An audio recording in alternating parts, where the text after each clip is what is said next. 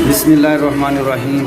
अस्सलामु अलैकुम वरहमतुल्लाहि वबरकातुहू। हाँ जी मेरे यारों दोस्तों, मैं एक अपना ज़ाती एक्सपीरियंस शेयर करना तुहाडे नाल।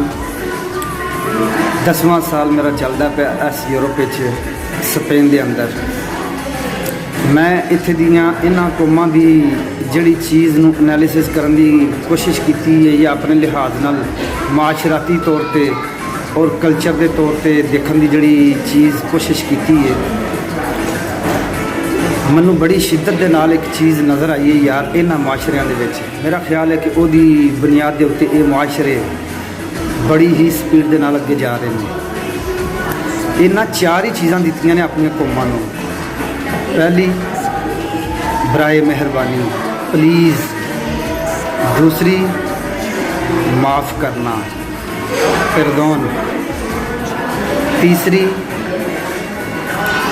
शुक्रिया शुक्रन ग्रासियस।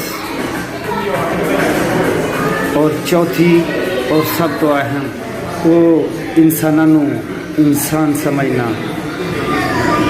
ये मुसलमान नहीं जे समझते सानू, ये इंसान समझते जे यार।